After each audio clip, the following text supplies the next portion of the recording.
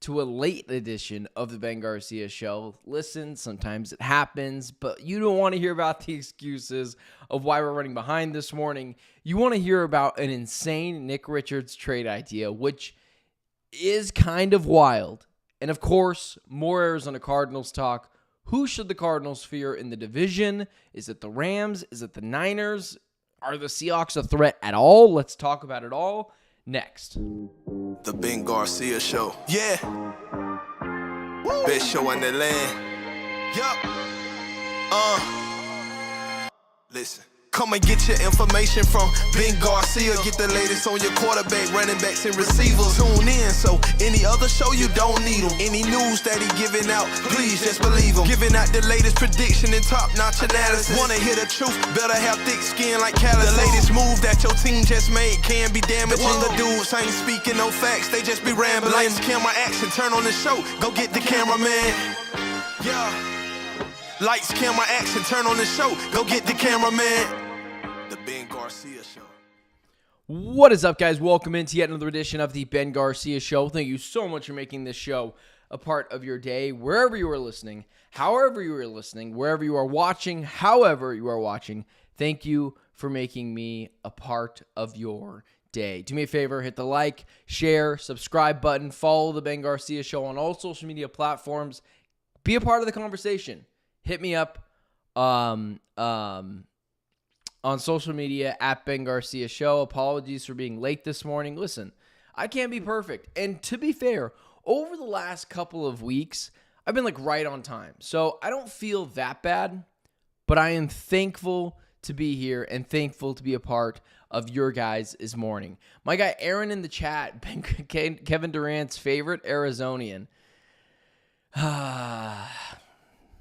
You don't know what you have till it's gone. Maybe I already miss KD. Maybe that's a relationship that I was just, I was mean to him because I loved him, which probably wasn't really the case. The Send Garcia Go, the gardening crew's favorite service to service during live streams. That's funny. That's funny, Aaron. I appreciate that. My guy, Ivan in the chat, best show in the land. I appreciate you being here, Ivan. You've showed up a couple of days in a row now, so it's good to have you back in the chat, my guy, Ivan.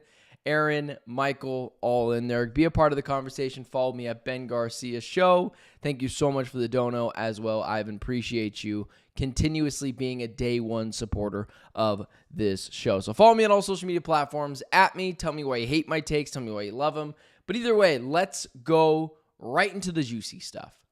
There are two things with the Phoenix Suns that I want to talk about because neither one I think can fill an entire segment. Maybe it can, and maybe I save one of them for tomorrow. I don't know. It's my show. I do what I want. But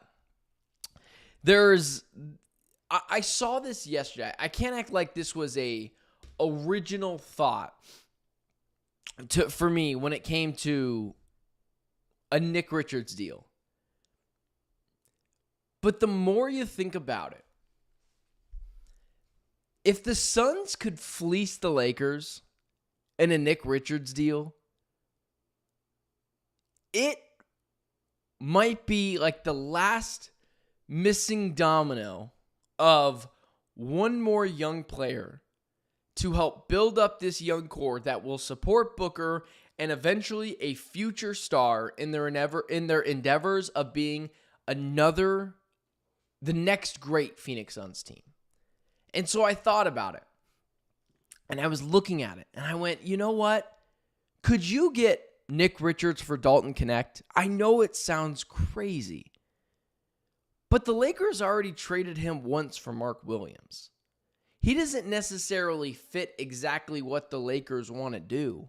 He's a good player. He's a solid player. But you have to remember, he's going to be turning 25 years old this year. He's an older rookie. He's already close to his ceiling. And the Lakers have a massive hole in their center position. They don't have anyone there. They're starting Jackson Hayes potentially once again for the Los Angeles Lakers. And yeah, if you're the Lakers, you might want to go get a guy like DeAndre Ayton. Go for it. Knock yourself out. I think it would be hilarious to watch the Lakers go through the DeAndre Ayton experience because LeBron James will be the Draymond Green to DeAndre Ayton's Jordan Poole. that relationship will not last very long. But they have a glaring hole at their center position, and there's not a lot of options out there left. If the Phoenix Suns could send Nick Richards to the Los Angeles Lakers for Dalton Knecht, the money works. It adds to another piece of the young core puzzle of the Phoenix Suns. The Lakers get a center who is, let's call it what it is, he's an average to good center, and the Suns could send over a second-round pick or something. But the Lakers already showed their hand. They don't value Dalton Knecht that much if they already tried to trade him once. And Dalton Knecht wasn't good enough value for Mark Williams. They had to trade a first-round pick and a first-round pick swap along with another player to help make money work. So it's not like Dalton Knecht was the end-all, be-all in a trade, so it's not crazy. It is a little far-fetched, but heck, if we're making up insane Lakers trades, that's what Lakers fans do all the time. It's fun to give them a taste of their own medicine. I saw yesterday, or a couple of days ago, a Devin Booker trade idea to the Lakers, and it was like Austin Reeves and Rui Hachimura and Dalton Knecht and a first-round pick, and it's like, get over yourself. So you know what? If I'm going a little overboard with a trade idea for Dalton Knecht and Nick Richards, swapping those two guys, adding another player to the young core of the Phoenix Suns, a guy that can shoot and a bigger player that can just help continue to develop with this team, for Nick Richards to help plug their center hole in, and that's too crazy for them, what do I care? At least they're getting something out of it. Whenever they're trying to get Devin Booker from the Suns, it's usually just something awful. So when it comes to that kind of deal, it's just something I kind of thought of last night. I was like, you know what? The Lakers have a need for a center. The Suns have a need for a young core. Dalton Knecht is a pretty old second-year player. He's going to be turning 25 this year. Can you swap Nick Richards for Dalton Knecht? The Lakers get their center, and a very viable center, and someone who's actually going to try. You're never going to question Nick Richards' effort. You bring DeAndre Ayton in, you're going to be questioning his effort every single day. Amen, Arizona sports chat? I mean, that's just what it is. So, yeah, listen, it might be a little far-fetched to think that the Suns could fetch a guy who was a mid-first-round pick last year. But if you send him a second-round pick too, I think it could ease the pain. But the Lakers don't have a lot of areas to go. And Richards filling up their center position, and Dalton Knecht continuously going in with that Suns young core, I think it does work for both teams. Even though I would agree that the Suns are definitely getting the better end of that deal. Now, that brings you to the point where, as well, like Dalton Knecht makes $4 million, so you're basically committing to being in the second apron, unless, of course, you move Bradley Beal. I wouldn't, and my guy in the chat, Aaron is saying that Knecht is a gem. I don't know if I would say Knecht is a gem. He's a 25-year-old second-year player, fairly soon here, that can shoot the ball pretty well. Like, he shot 37% last year. He is not a top 5 player on a championship winning team. He's like a 7 or 8 guy. He's a good player, but like he's already kind of reached his ceiling. He's not going to get much better. It's not like Kaman Malawach, who is nearly 7 years younger than this guy. Like, you could say he could be reaching his potential pretty soon. And that brings me to my next point. The Suns got a lot of players back in a Kevin Durant deal, in a bunch of trades in the draft. The Suns have a completely revamped roster. And it's kind of interesting because you think to yourself, okay, well, who's the best player, or at least most impactful player, that the Phoenix Suns got back in a deal for Kevin Durant or one of the many draft picks that they brought in? It's a completely overhauled roster. Royce O'Neal's here, Grayson Allen's here, Devin Booker's here, Matthias is gone, Kevin Durant is gone, Bol Bol's likely gone. It's a completely revamped roster. There's not very many people that were here last year that are here this year. If I'm not mistaken, it's a completely new starting 5 outside of Booker and then done. So 3 of the 5 guys. Who is the number one player out of all those guys that will impact winning the most that came over in a Kevin Durant trade or in free agency? A player that was not on the team last year that is on the team this year, who will impact winning the most and help change the culture? I think it's Dillon Brooks. I am still highly, highly skeptical of the Jalen Green fit with Devin Booker. I'm kind of just looking the other way until the season starts. I think that has the potential to really blow up what the Suns are trying to build. I don't like the idea of 2 guys who definitely need the ball, and Jalen Green, who's an inefficient shooter, taking shots away from Booker, trying to get to the rim when Mark Williams and Kaman Malawach will likely be in the paint. He's got to be a much more effective, I think, playmaker and three-point shooter and kind of a mid-range shooter as well. So his game, I can buy into the idea that people think that this guy could move into that next tier of superstardom. I just don't know if it's going to be here. The fit isn't great. But one of the reasons why I think Dillon Brooks is going to impact winning the most, look at his track record. The Oregon Ducks, he made a Final Four with them. That's winning. He continuously was in the playoffs with the Memphis Grizzlies. Winning. Goes over to the Rockets, a team that was a laughingstock for a couple of years there in the NBA. And they were the 2 seed in the West. I understand Dillon Brooks sometimes can be a little corny and kind of be a little frustrating and sometimes pull your hair out. But there's no one, I think, who wants to win more outside of Devin Booker than Dillon Brooks. The dude hates losing. I think in some ways he's a leader in the ability to show other young guys how to win, what it means to win, doing the things to win. I know Brooks is a little bit of a hothead. Sometimes he'll shoot you out of games.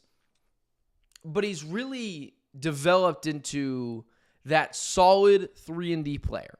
I understand that, again, can rip your hair out. But can he come in and bring a certain level of toughness and help establish that Suns culture? I believe he can. I don't think Jalen Green, when I see him, I think of toughness or gritty or do all the little things. I think on this Suns roster, I see a lot of guys that do that, but they need someone who I think to learn that attribute from, to do it correctly. And I think Dillon Brooks is going to be that guy to show the younger guys, this is how you win. This is how you do things differently in the NBA. This is how you dive for loose balls, play well defensively, be a pest to the other team, annoy them. And so I know Dillon Brooks can be a little crazy, but for what the Suns are building, I think he is what's going to matter the most in building the next great Phoenix Suns team. I think that is something he does incredibly well, and he's going to be able to use that in this new Suns team. So when you're talking about all the players that the Suns got back here, Kaman Malawach, Jalen Green, Rasheer Fleming, all those guys are great. But the Suns are trying to establish a culture built on toughness and gritty and do all the little things. And Dillon Brooks is your guy who you're trying to show the younger guys, this is what you do. So I understand that, can pull your hair out, but he is going to fit this Suns team beautifully. And when you're talking about who is the most important, I think Dillon Brooks is absolutely that guy. Okay.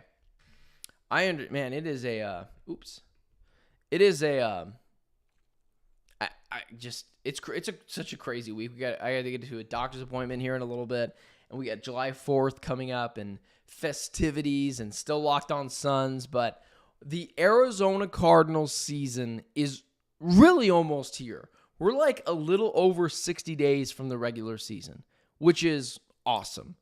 And believe it or not, we actually have a football game this month. July 30th, we have I'm assuming it's the Hall of Fame game. Now listen, preseason football, every year we get excited for it because we're just starved for football. And then we watch one quarter of preseason football. Not even one quarter. We watch one drive of preseason football. And we say the same thing every year. Holy cow, this sucks. This is like worse than college football bad. So we're still waiting on the real football to get here. But what I thought was interesting, and I actually got this idea. I don't like to steal ideas from people, but if I steal them, I'm going to give people credit for it. I was actually in the chat yesterday for PHNX Cardinals. I was doing my dishes, and I was like, my guys, I'm good friends with Bo. I'm good friends with Alex Clancy. I guess good would make it seem like we're closer than we are. I'm friends with both those guys, and really good dudes. And I was like, Johnny's not here. Let's see how Bo and Alex do over the last couple years, or over this show from the last couple years where they used to host Locked On Cardinals together. And I had other reasons why I was watching that, but I can't announce that yet. And just so we're clear, I'm not joining PHNX Sports. Like, I don't want it to make it seem like they offered me anything. That's not the case. There's other ideas going on in the background that I'll announce fairly soon here. But PHNX Sports was talking about like the biggest threat in the NFC West, or at least that's how I took it. And I guess they pissed off some San Francisco 49ers fans, which is great. But it got me thinking, are people actually aware on who the true threat in the NFC West is? Maybe it's a little murky, so let me help clear it up for you. The Seattle Seahawks probably should scare me, but they don't, and maybe they'll make me eat my words. The Los Angeles Rams and the San Francisco 49ers will both be competing for the NFC West. But to be fair, one team scares me way more than the other, and it ain't the San Francisco 49ers. Just the Los Angeles Rams should be the favorite for the NFC West. You guys watch this show because I think you appreciate my honesty. I'm not picking the Arizona Cardinals to win the NFC West. I am picking them to come in second, and that means that they could win the NFC West. But I'm not just going to pick the Cardinals to win the NFC West because it makes me feel good, or it makes you feel good. I'm going to pick it because I believe it. I think the Los Angeles Rams are going to win the NFC West because they're a team that scares me.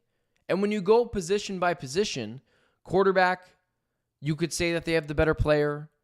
Wide receivers, you could say that they have the better wide receivers. You could say that they have the better running backs.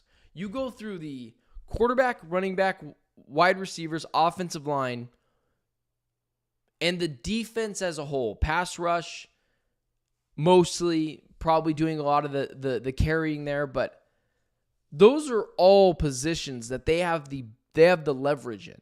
And when you're talking about quarterback, running back, wide receiver, pass rush, offensive line, the Rams are the team that you should fear in the NFC West.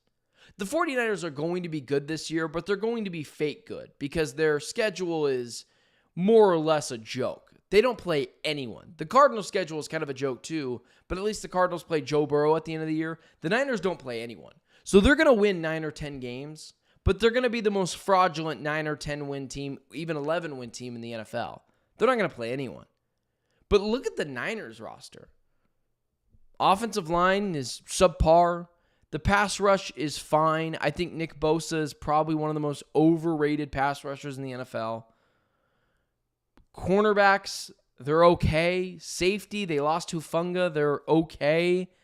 Running back, like we think Christian McCaffrey's going to be really good this year, but that phantom Achilles injury was really weird. Brock Purdy has not shown the ability to win without Deebo Samuel and Trent Williams both starting, so we got to keep an eye out for that. Trent Williams is an old player, and last year missed a couple of games because of a hamstring injury. The Cardinals, if we're just talking about teams at their best, I think the Cardinals are better at the quarterback position. They're more recently better at the running back position because of injuries to Christian McCaffrey. Wide receiver position, you got Brandon Ayuk coming back from a torn ACL, but if you said pass catchers, Marvin Harrison Jr., Trey McBride, Michael Wilson over Ricky Pearsall, who I know nothing about, Brandon Ayuk on a torn ACL, and Juwan Jennings and George Kittle, I'd take the Cardinals there. Pass rush, I think the Cardinals and Niners at this point are fairly even though the Niners have Nick Bosa. I think he's incredibly overrated. The secondary, I don't think it's close. The Cardinals are better. Linebackers, yeah, the Niners are better at linebacker. But what has mattered less than linebacker over the last couple of years? Not many other positions. I don't see the Niners being very competitive this year in terms of winning a championship. Now, they might win 10 games because their schedule is incredibly easy and Kyle Shanahan is a freaking wizard. But outside of that, defense isn't great. Offensive line is not great. Running back is really thin outside of Christian McCaffrey, who had really weird injuries over the last season. Brandon Ayuk's coming off a torn ACL. Ricky Pearsall, he got shot. I don't know if that guy's ever going to, be the same. I wouldn't be if I did. Now, maybe it's not a big deal. Maybe he's totally fine, and I hope he is. I don't want someone who got shot to, have that affect his career. That'd be awful, especially for something so freak. But George Kittle, the Niners just don't scare me at all. The Rams do. The Seahawks maybe could steal a game because the Seahawks always do that against the Cardinals. But the Niners aren't a team that people should fear. Position by position, they're kind of weak, top-heavy. Depth isn't very good. I like their head coach. Their quarterback he's fine. But this is going to be the first year where Brock Purdy doesn't have the Avengers around him. And we've seen what he looks like when the Avengers aren't there.